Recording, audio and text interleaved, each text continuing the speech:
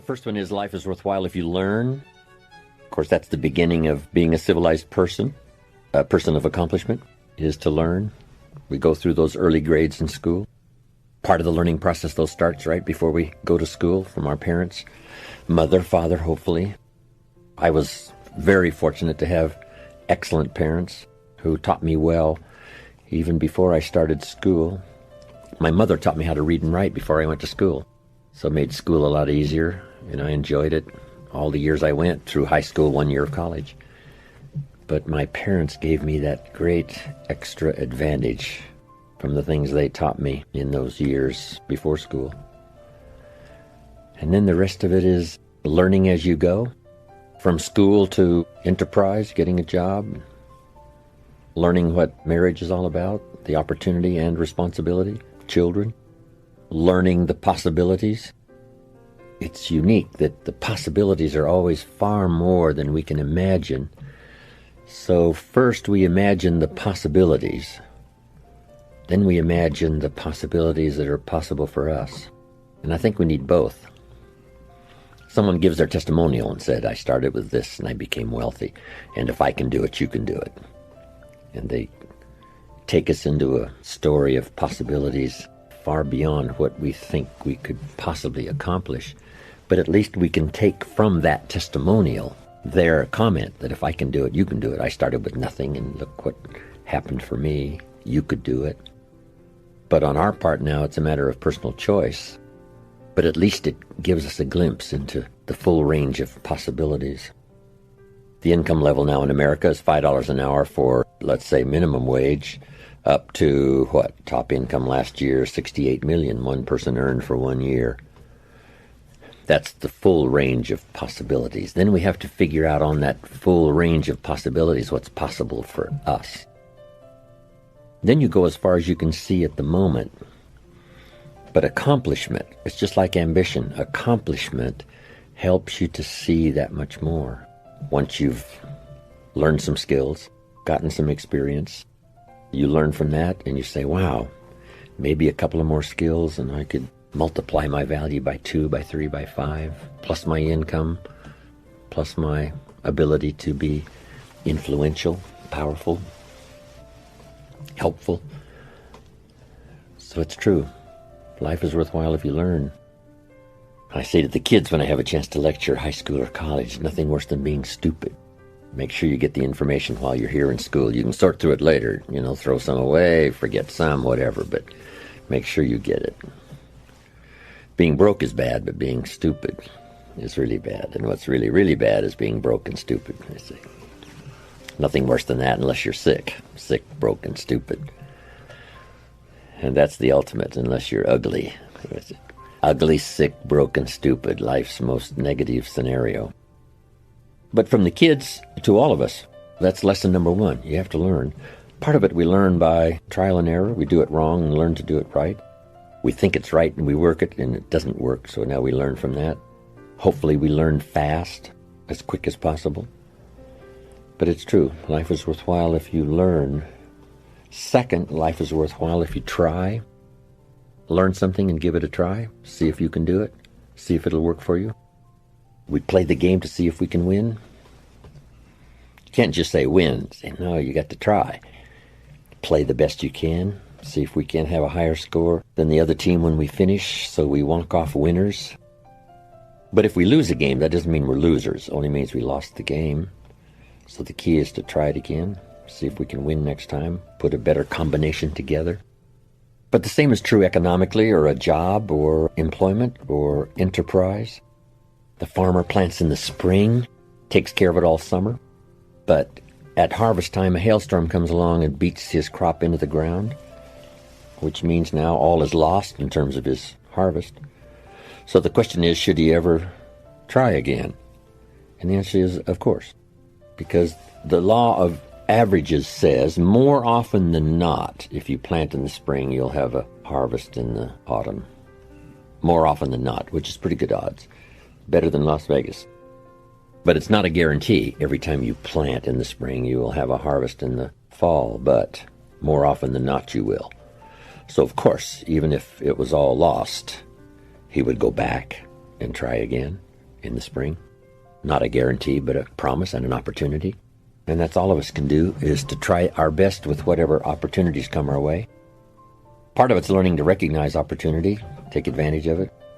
Chance to meet somebody and we let it slip by, and wow, that could have been the chance of a lifetime, could have been an open door.